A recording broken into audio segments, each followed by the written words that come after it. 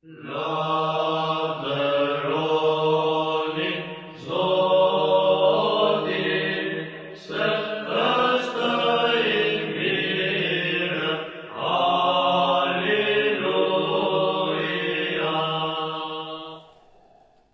do të flasim për një temë që neve e kemi diskutuar, por duhet ta sjellim përsëri në vëmendje, sepse fatkeqësisht edhe të krishterët, se kur flasim këtu i drejtohemi të krishterëve dhe të krishterëve ortodoks, por çdo kush që ka vesh për dëgjuar e sy për të parë, është i lirë të na dëgjojë, të na shikojë dhe të besojë dhe të bëjë ato që ne i themi në orën e katekizmit tu në kishën Shënë Premtes. Por flasim për të krishterët për diçka që është një gabim. Kurbanin që bëhet për bekimin e themeleve të shtëpive. Pra tema sot është në lidhje me kurbanin dhe a mund të bëjnë krishterët kurban dhe më konkretisht a mund të bëjnë kurban për themelet e shtëpive. Shpeshherë në përgjithësi shikojmë që njerëzit kur errin themelet e një shtëpie dhe shtëpia për njeriu është diçka shumë e rëndësishme sepse aty është jeta e tij, ose edhe të një biznesi, ata duhen patjetër të bëjnë gjak. Dhe i thot dikush duhet bësh gjak, do me thënë duhet bësh kurban. Mund të bësh kurban ose bëjnë, më mirë themi kurban një shpend, një gjela, pula, kafsh, qinj, dash, viç, sipas terezisë dhe sipas mundësisë. Por duhet apo jo të bëhet kurban? Thanë që është një gjë e gabuar, por neve do ta sqarojmë duke mbështetur në shkrimin e shenjtë. Për t'i dhënë përgjigje sa më shtëruese këtij fenomeni shumë gabuar, duhet të kuptojnë çfarë roli kanë kafshët tek jeta e njeriu dhe sidomos në marrëdhëniet me hyjnoren, ku ne presim të vi bekimi, e mira dhe mbrojtja në shtëpitë tonë, në familjet tona, në biznesin tonë. Ne duhet dimë se shpendët dhe kafshët përbëjnë pjesën e krijimit të dukshëm të Perëndisë, ashtu siç na thuhet e libri i zbulesës, Perëndia tha: të mbushen ujërat me një numër i madh qenish të gjallë dhe të fluturojnë zogjt lart mbi tokë në përhapësirë, në kupën qellore. Kështu Perëndia krijoi çdo shpend fluturues sipas llojit të vet. Dhe Perëndia pasi kjo ishte e mirë. Të prodhoi toka pastaj qenie të gjalla sipas llojit të tyre, kafshët, rrëshqanorët dhe bishat e tokës sipas llojit të tyre. Dhe kështu bë dhe Perëndia bëri egërsirat e tokës dhe sipas llojit të tyre, kafshët sipas llojit të tyre dhe gjithë rrëshqanorët e tokës sipas llojit të tyre, dhe Perëndia pasi kjo ishte e mirë. Pra kafshët me njeriu kanë një gjë të përbashkët sepse ato kanë prejardhjen nga balta. Atëherë Zoti Perëndia formoi njeriu nga pluri i tokës, i fryu në vrimat e hundës, një frymë jete dhe njeriu bën një qenie e gjallë, na thuhet përsëri libri i Zanafillës.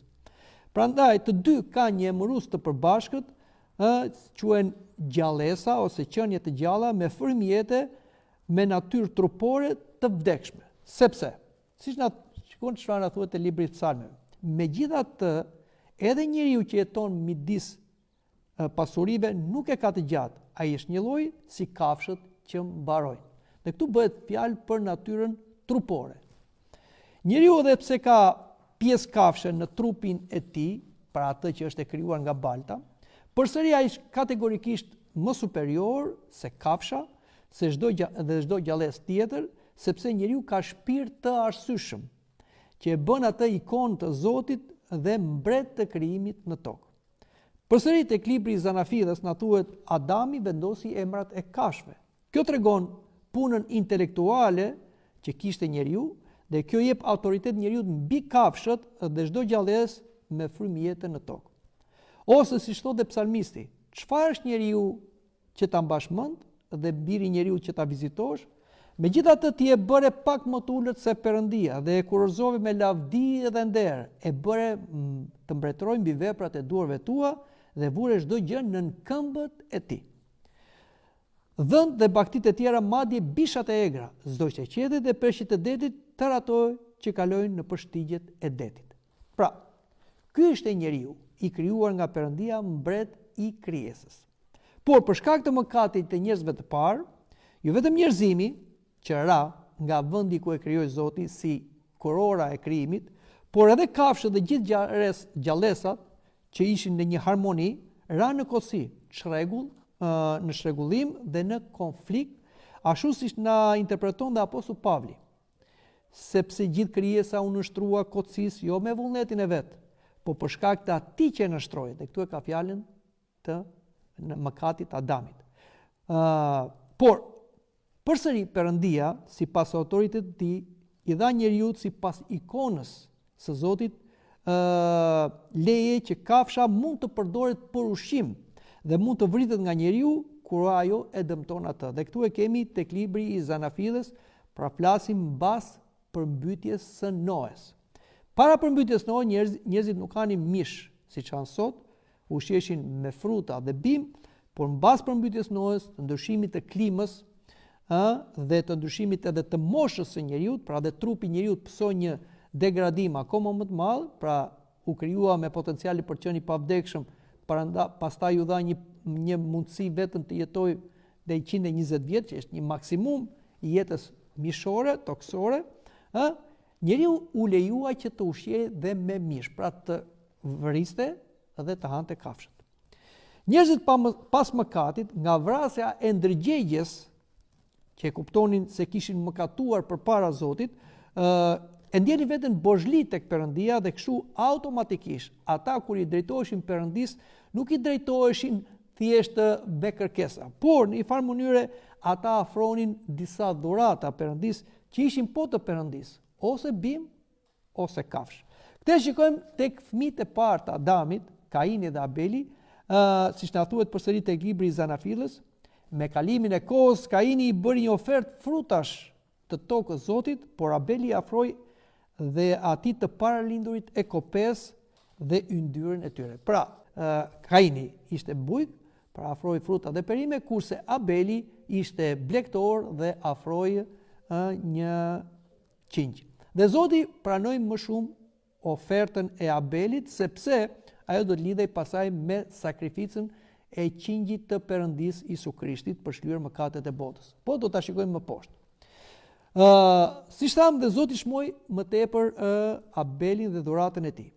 Prania e dhuratës së Abelit, i cili sakrifikoi një qingj nga kopeja, na tregon se gjaku i kafshëve do të ishte në mënyrën më të mirë për t'u afruar Perëndis, së zëmëruar për mëkatet e njerëzve, se sa të afroi bimët, sepse gjaku ishte bazë i një flijimi zëvendësues në vend të njeriut, ashtu siç tregohet tek Abrahami, i cili nuk u lejua të flijojë djalin e vet Isakun, por u nxit nga angjëlli të flijojë një dash.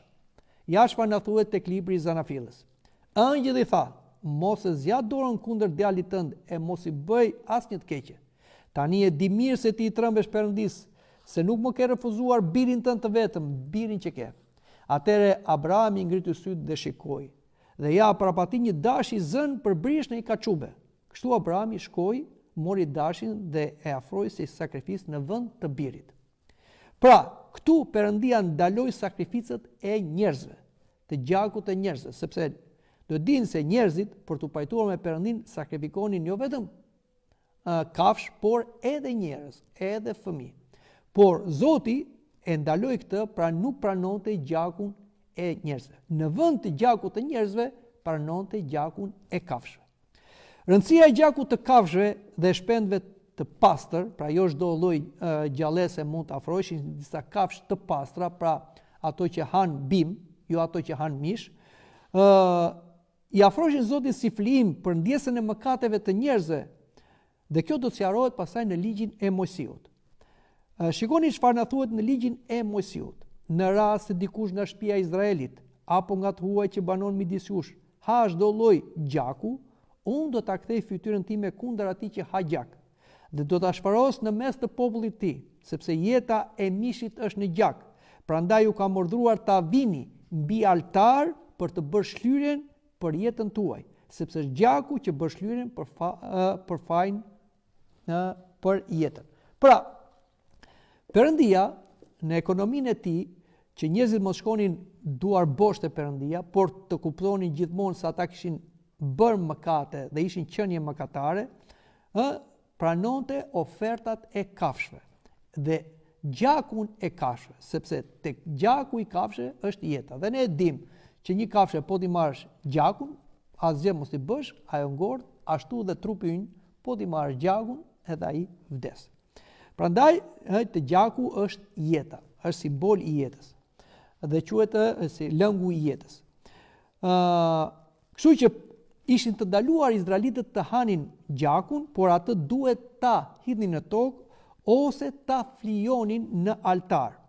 Dhe në qoftë se ndonjëri për jush bijve të Izraelit ose të huajve që banojnë midis jush zë në gjak një kafsh ose një zog që mund të hahet, do të derë gjakun e tij dhe do ta mbuloj me dhe, sepse është jeta e çdo mishi. Gjaku i tij mbat jetën e tij. Prandaj u kam thënë bijve të Izraelit, nuk do të hani gjakun e asnjë mishi, sepse jeta e çdo mishi është gjaku i tij, kushdo që do të hajë do të shfaroset. Kjo ishte një detyrim në ligjin e Mojsiut për popullin e Izraelit, ndryshe nga popujt e tjerë të cilët pinin gjakun e kafshëve. Edhe sot ka fe të ndryshme ose tradita të ndryshme që njerëzit pinë gjakun e kafshëve. Pse? Sepse ata mendojnë se duke pirë gjakun e kafshëve marrin fuqinë e kafshës. Por kjo ishte e ndaluar në dhjetën e vjetër tek populli i Izraelit, por është e ndaluar edhe ne të krishterët. Edhe ne të krishterët nuk duhet të konsumojmë gjakun. Pra duhet, siç ishte edhe në ligjin e Mojsiut, që gjaku të hidhet poshtë dhe konsumojmë mishin i cili është i kulluar nga gjaku. Kështu Zoti urdhëroi profetin dhe udhëheqësin Mojsi që beslidhja e Zotit me popullin, shenjtërimi i shenjtërores, pra i tendës, adhurimi dhe ndjesa e mëkateve duhet bëheshin me flejimin me gjakun e kafshëve dhe shpendëve ritualisht të pastër, ashtu si na thuhet edhe tek Levitiku, por siç dhe apostulli Pavli e sqaron në letrën e drejtuar Hebrejve.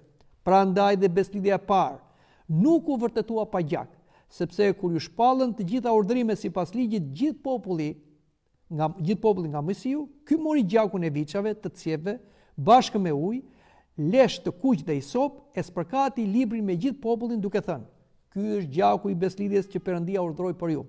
Gjithashtu ai me atë gjak spërkati dhe tabernakullin dhe gjithë orëndit e shërbesës ushinore. Dhe sipas ligjit, gati të gjitha pastrohen me anë të gjakut dhe pa derdhur gjak nuk kanë ndjes. Gjaku i kafshëve të pastra nga ana rituale nuk ishte i mjaftueshëm për pajtimin me Perëndinë, sepse kafsha, edhe pse bëi kurban ose holokaust, digjej, gjaku i saj derdhe i gjiti në altar dhe nuk e kryente funksionin shpengues të mëkatit, por thjesht ishte një kujtesë se pa gjak nuk vjen falja e mëkatit dhe bekimi i Perëndisë.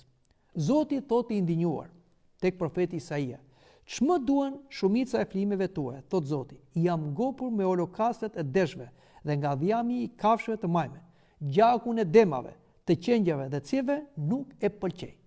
Pra, Perëndia i foli popullit Izraelit që mos kujtonin se duke therrur kafsh dhe sipas gjendjes ekonomike mbreti i therte kafsh pafund, kurse një i varfër therte më pak, por as i pasuri dhe as i varfëri nuk duhet mendonin se duke therrur një kafsh dhe duke afruar gjakun Perëndisë në altar, atyre në një farë mënyre ishin falur mëkatet. Ishte thjesht një kujtesë, pra që mëkati i njeriut lahet me gjak, sepse kjo ishte një ritual që vazhdonte pafundësisht, se njerëzit afronin kafsh për t'i flijuar për mëkatin e tyre, përsëri mëkatonin, përsëri afroheshin kafsh. Kështu që flijimi i kafshëve në tempullin e Solomonit nuk mbaroi asnjëherë derisa erdhi Krishti. Kuptohet që Zoti i kishte kërkuar flijim me gjakun e kafshëve edhe shpendëve, por kjo ishte thjesht simbolik dhe e përkohshme, tham, vetëm për beslidhjen e vjetër me popullin e Izraelit. Dhe për më tepër Zoti nuk ka nevojë për atë gjak si ushqim, sepse psalmisti thotë: "Të mijat janë në fakt gjithë kafshët e pyllit. Emja është baktia që ndodhen me mira ndërmale. E njohin tërë zojtë e maleve dhe gjithë ato që lëvizin në fusha janë të mijat. Po të kisha uri, nuk do thoja sepse bota dhe sa ajo përmban janë të mijat? Aha, hun vallë, mish demi dhe pi gjak cjapi?" Na thotë te psalmisti. Prandaj duhet një kurban i përsosur, jo me gjak kafshe apo me gjak njeriu, si tham, mëkatar, por duhet me gjak njeriu pa mëkat, që të bënte shlyerjen e mëkateve dhe të pajtonte një herë mirë Perëndin me njerëzimin. Ky kurban ishte pamundur nga vetë njeriu, sepse të gjithë njerëzit pas Adamit lindin me mëkatin së gjyshor, si thotë dhe psalmisti David, në mëkat më lindin në naime. Pra, edhe një foshtje, siç e flijonin njerëzit para Krishtit, duke menduar se është i pafajshëm dhe afronin perëndive që në vetvete ishin sajesa mitike të mendjeve njerëzore ose demon të shfaqur si zota, edhe këta fëmijë nuk ishin të pastër, sepse kishin mëkatin të gjyshor. Ashtu si na thuhet tek psalmisti, Perëndia shikon nga qejt bitë e njerëzve për të parë nëse ndonjë prej tyre ka mend dhe kërkon Perëndin. Të gjithë janë shmangur, të gjithë janë prishur. Nuk ka njeri që të bëjë të mirën, as edhe një. Dhe asnjëri nuk mund të shpengojë kursesi vllajën e tij, as t'i jap Perëndis çmimin e shpengimit të tij, sepse shpengimi i shpirtit të tij është shumë i shtrenjtë dhe çmimi i saj nuk mund të mjaftonte kurrë për të bërë që ati jetojë për jetë dhe mos shoh gropën. Pra, përsëri te psalmisti na thuhet që njeriu nuk mund shpjegojë as veten, as e vllajën e vet, duke afruar gjakun e tij. Por ishte dashuria dhe urtësia e Perëndis që zgjidhi këtë problem, që ishte një problem pas zgjidhje për njerëzimin, që të përmbushej njëkohësisht edhe drejtësia e Perëndis, që ndëshkon mëkatin dhe dashuria e Perëndis që do shpëtimin e mëkatarit, ashtu siç tha dhe vet biri i Perëndis Zoti Krisht. Sepse Perëndia e deshi aq botën, sa dha birin e tij vetëm lindur që kushdo që beson në të mos mbas, po të ketë jetë përjetshme. Sepse Perëndia nuk e dërgoi birin e tij në botë që ta dënoi botën, por bota të shpëtohet prej atij. Perëndia me anë të Shpirtit Shenjtë dhe gjithmonë Virgjeshmari e bëri birin dhe fjalën e tij të përjetshëm njeri, si ne, përveç mëkatit, ashtu si thotë dhe ungjillori Ioan. Në fillim ishte fjala, dhe fjala ishte pranë Perëndis dhe fjala ishte Perëndi. Ai ishte në fillim me Perëndin. Të gjitha gjërat u bën me anë të tij, dhe pa atë nuk u bë asgjë që është bërë. Dhe fjala u bë mish dhe banoi ndër ne dhe ne sot ditëm lavdinë e tij si lavdia e të vetëm lindur prej Atit, plotir e të vërtet. Kur Krishti mbushi moshën 30 vjeçe dhe u paraqit para Perëndis dhe njerëzimit, profeti Ioan, parensi dhe pagzor, e njohu në lumin Jordan dhe dëshmoi: Ja qingji Perëndis që heq mëkatin e botës. Apostulli Pavli na sqaron më tej misterin e Krishtit si qingji Perëndis. Por Krishti, që erdhi si kryeprifti të mirave që do të vinë në të ardhmen, duke kaluar në një tabernakull më të madh dhe më të përkryer që s'është bërë me dorë, pra që nuk është i kësaj krijese, hyri një herë përgjithmonë në shenjtërore, pra flet për në lavdinë e Zotit, jo me gjakun e cijeve dhe të viçave, por me gjakun e vet, dhe fitoi një shpëtim të amshuar. Sepse në qoftë se gjaku i demave dhe i cijeve dhe hiri i mëshqerës i spërkatur mbi të ndoturit i shenjtëron, duke pastruar në mish, aq më shumë gjaku i Krishtit, i cili me anë të frymës së shenjtë e dha veten e tij të papërlyer nga asnjë faj ndaj Perëndis, do të pastrojnë ndërgjegjen tuaj nga veprat të vdekura për t'i shërbyer Perëndisë së gjallë. Për këtë arsye ai është ndërmjetësi i beslidhjes së re, që me anë të vdekjes që u bë për shpëtimin e shkeljeve që u kryen gjatë beslidhjes së parë, të thirrurit të marrin premtimin e trashëgimisë së amshuar, sqaron apostulli Pavli letrën drejtuar Hebrejve. Prandaj, edhe apostulli Petro na thotë: kur diku duhet ditur se jo me gjërash që prishen, si argjendi dhe ari, jeni shpenguar nga mënyra e kotë e të jetuar trashëguar nga etrit, por nga gjaku i çmuar i Krishtit, si qengjit pa tmet dhe të panjohur.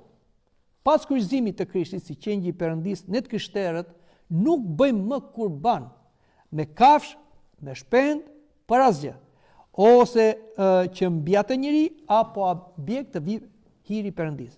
Për shembull, kur fillojmë ndërtimin e shtëpive, sepse ne nuk bëjmë kurban, se për ne u bë kurban me Krishti dhe bekimi i Perëndis vjen nga Perëndia tek ne dhe në shtëpitë tona, në banesat tona, në çdo gjë që neve kemi që duam ta shenjtërojmë, vjen nga Perëndia në emër të Krishtit. Ja çfarë thot vetë Zoti Krisht. Në të vërtetë po e them, se çdo gjë që ti kërkoni Atit në emrin tim do t'ju jap. Dhe apostulli Petro na thot: dhe në asnjë tjetër nuk ka shpëtim, sepse nuk ka asnjë emër tjetër në qiell që është dhënë njerëzve me atë cilët duhet të shpëtohen, dhe ka fjalën për emrin e Jezu Krishtit. Kisha ortodokse i lutet Perëndis në emër të Krishtit që çdo bekim mbi njerëzit, objektet dhe mbi bekimet e themeleve të shtëpisë të bëhet pra me hirin e Krishtit, në emër të Krishtit. Prandaj, nëse një krishter ortodoks do të ndërtoj një shtëpi ose biznesin e tij dhe do ta bekoj, ai të shkojë të marr një prift ortodoks në enorinë e tij dhe prifti do të kryejë shërbesën e ajazmos, që quhet e ujit bekuar, dhe pastaj duke spërkatur me ajazmo themelet do të lexoj uratën që është për bekimin e themeleve të shtëpisë. Shikoni çfarë thuhet kjo uratë. Çfarë na thuhet? Le të lutemi Zotit, o Perëndi plot fuqishëm që bëre qiellin me urtësi dhe themelove dheun me sigurinë e tij.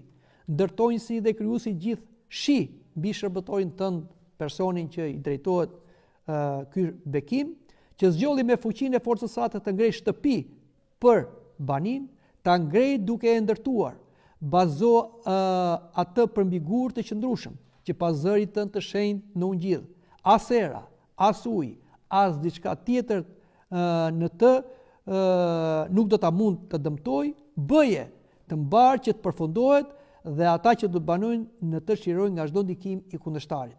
Se yti është pushteti dhe jote është mbretëria dhe fuqia dhe lavdia e Atit Birit dhe Shpirtit Shenjtë tani e për erën një jetë amin. Bërja kurban për themelet e shtëpive është një zakon i lashtë pagan, që njerëzit ja bënin demonëve të nën tokës, që ata të mos shprisnin themelet e shtëpive dhe fortesave, kalave, kështjella. Rasti më i njohur i kurbanit është e thirrja e një kashfe, zakonisht një gjeli, një dashi në themelet e shtëpisë, ose besohet se kështu ndërtesa fiton qëndrueshmëri dhe kjo është trashëguar brez pas brezi. Dhe shiko çfarë thuhet, si zgjaku zuri vend, kështu do të zër vend edhe shtëpia. Thuhet pra në këtë rit pagan. Sigurisht qëllimi më i thellë i sakrificës gjurmohet në bindjen e ershme se kështu shtëpia fiton një mbrojtje nga çdo e keqe. Ata pra paganët besonin se shpirti i kurbanit bëhet një element i cili merr formë të ndryshme, zakonisht një gjarpër, prandaj thonin dhe gjarpër i shtëpisë ose hija e shtëpisë dhe të tjera, të cilat i respektonin dhe i nderonin. Paganët arritën deri aty sa të merrnin me të mira këto kafshë të errta të nën tokës, u bënin flijime, jo vetëm shpend e kafshë, por dhe njerëz, ashtu si është për shembull legjenda e Kalas së Rozafës. Nuk është thjesht legjendë, është një histori, jo vetëm te Kalaja e Rozafës, por shumë ndërtime që bëheshin në kohët pagane, bëheshin duke flijuar trupa njerëzish. Dhe këtë kemi edhe në jetën e Shën Joan Theologut, ku ai vajti të shërbej në një banjë. Aty në atë banjën ishte bërë në themel një kurban i një të riu. Dhe ashtu çfarë thuhet tek jeta e Shën Joanit. Në një banjë të Efesit kishte një fuqi demoniake që në atë kohë u ndërtua sepse paganët në themelet e ndërtesës vun një djalosh 15-16 vjeç dhe bën kurban. Djalli gjeti shkak dhe u vendos atje. Si rrjedhim 3 herë në vit mbyste një të ri ose të re që laheshe aty. Pra, atje ku bëhet një kurban, dhe i përkushtohet zotave, siç ishin paganët, ose dhe sot njerëzit mendojnë se i përkushtohet Zotit, Zoti nuk e pranon këtë kurban, por përfiton djalli i cili futet në themelet e atyre shtëpive ose në ato objekt që t'i spërkat me gjak ose dhe persona. Dhe kështu patjetër bëhen këto vende banesë demoniake. Kjo praktik pagane e kurbanëve të kafshëve në themelet e shtëpive është ndaluar tek krishterët në mënyrë kategorike dhe nuk e pranojnë që të bëjnë kurban. Sepse për ne u bë kurban biri i Perëndis, që u bë bir njeriu, Isu Krishti, i cili na shliron nga mallkimi i ligjit, ashtu siç thotë dhe apostulli Pavli. Krishti na shpengoi nga mallkimi i ligjit, sepse u bë mallkim për ne, duke qenë se është i shkruar i mallkuar është kushdo që varet në dru. Kjo është arsyeja që në atë shtëpi ose biznes që bëhet kurban, tham vjen një frymë demoniake, aty do të ketë zënka, ndarje, fatkesi, divorce, smundje, vdekje të parakoshme, shkatrim, prishje. Sipas vendimit të sinodit të parë apostolik në 69, të krishterët në gjithë kombet ju urdhërohen këto ligje. Në fakt, nuk na u duk mirë ne dhe frymës së shenjtë që mos ju ngarkojmë asnjë barr tjetër përveç atyre gjërave të nevojshme. Të hiqni dorë nga kurbanet e flijuar idhëve. Pra bëhet fjalë kanoni apostolik i vitit 69 pas Krishtit. Prandaj të krishterët që nga koha apostolike hoqën dorë nga kurbanet, pra dhe ata që u bën nga pagant krishterë, nuk bënin më kurbane, dhe ky veprim është një mallkim i madh, sepse të ndan nga Zoti dhe bën për asgjë gjakun e Krishtit, birit Perëndis. Prandaj ai krishter që ka bërë kurban me dije ose pa dije, nuk duhet të kungohet. Duhet ta rrethejë këtë mëkat ai ose prindërit e tij. Sepse çdo nim më të keq meriton sipas mendimit tuaj ai që ka shkelur me këmbë birin e Perëndis dhe ka konsideruar profan, pra asgjë, gjakun e beslidhe me cilën u shenjtruar dhe ka fyer frymën e hirit, thot apostulli Pavli drejtuar hebrejve, për larguar demonët dhe mallkimin e Zotit nga ajo shtëpi dhe banorët e saj ose nga ai biznes, duhet patjetër pas rrëfimit të thirret prifti, të bëhet ajazmoja dhe lutja e themeleve të shtëpisë. Sipas një tradite, hapen 4 gropa rreth themeleve të shtëpisë dhe futen 4 enë të mbushura me ujë të shenjtë, ajazmo, dhe kështu bëhet bekimi i kësaj shtëpie që të qëndrojë i fortë dhe të jetë një vend ku të mbretëroj paqja, dashuria, hiri i Perëndis dhe mos të vinë dhe të qëndrojnë demonët. Sakrificat e përgjashme u luftuan nga kisha dhe vazhdojnë të luftohen, sepse ato një shembull tipik i një ngjarje adhurimi popullor, thellësisht pagan. Po përsëri këto ndikime kërkojnë të rihyjnë në jetën e të krishterëve, sepse të krishterët jo gjithmonë janë të interesuar për të mësuar mësimin e kishës, thjesht mjaftohen me disa thënie të trashëguara dhe ndikim nga të tjerët dhe thonë që është mirë. Jo. Punët e mira bëhen mirë. Punët e mira nuk bëhen me punë të këqija. Prandaj, në qoftë se bëhet kurban aq më tepër një krishter, ka bërë një mëkat të vdekshëm dhe ai dënohet. Dënohet nga Zoti, aforizohet nga kisha dhe duhet patjetër të pendohet, të rrëfehet dhe të shenjtërojë veten e tij, por edhe banesën e tij dhe biznesin e tij. Të dashur të krishterë, të bëjmë kujdes.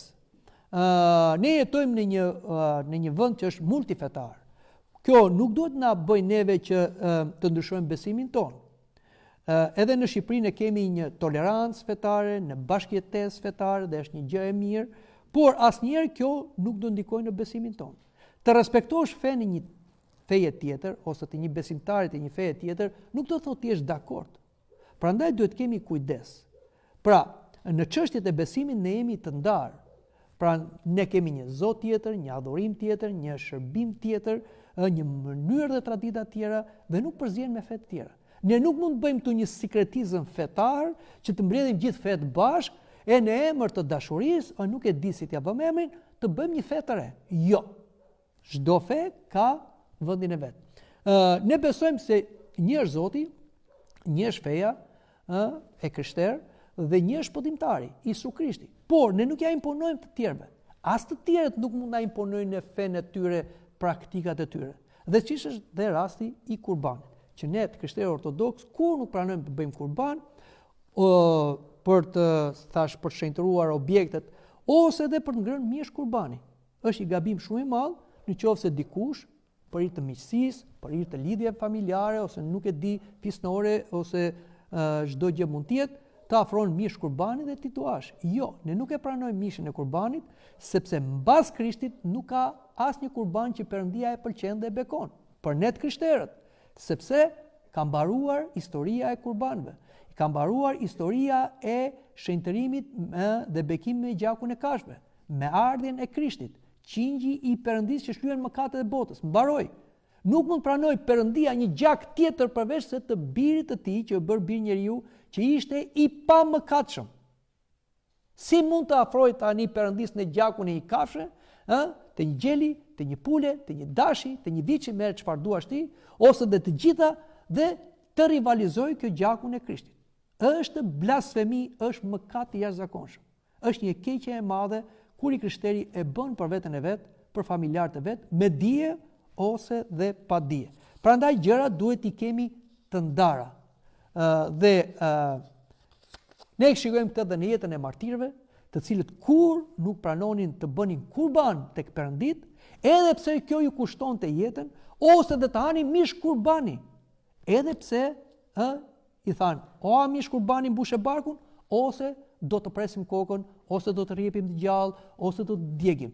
Dhe ata pranonin tortura dhe vdekje mizore dhe kur sanin mish Kurbani ose dhe preknin. Aq më tepër të bënin kurban. Këta janë shembujt tanë. Këtu do mbështetemi neve. Jo se çfarë thot X, Y ose opinioni e tjera tjera. Të krishterët të bekuar, të bëjmë kujdes. Le të ndërtojmë shtëpitë, bizneset tona të themelosura në gjakun e Krishtit, në porositë e Tij. Dhe jo në gjakun e pulës, të gjelit, të kecit, të qingjit, të viçit, siç tham, sepse Krishti tha: ai që gjon këto fjalë të mia dhe i vën në praktik, mund të krahasohet për me një njeri të zgjuar, që ka ndërtuar shtëpinë e tij mbi shkëm. Ra shiu, erdhi përmbytja, fryn erat dhe u përplasën mbi atë shtëpi, pa ajo nuk u shëm, sepse ishte themeluar mbi shkëm. Dhe shkëmbi, mos harroni, është simbol i Krishtit dhe i Perëndisë. Përkundrazi, thot Krishti, ai që gjon këto fjalë dhe nuk i vën në praktik, do të krahasohet me njëri budalla që ka ndërtuar shtëpinë e tij mbi rër. Më pas ra shiu, erdhi përmbytja, fryn erat dhe u përplasën mbi atë shtëpi, ajo shëm dhe rënimi i saj që i madh. Ktu mendoj ta mbyllim edhe këtë bisedë duke mbajtur mend ato çfarë dëgjuam dhe fjalët e fundit të Krishtit. Pra neve duhet të dëgjojmë ato çfarë thot Zoti nëpërmjet kishës dhe duhet t'i zbatojmë. Ndryshe, atëherë gjithë fatkeqësia është mbi ne dhe përgjegjësia po ashtu mbi ne dhe mbi familjarët tanë.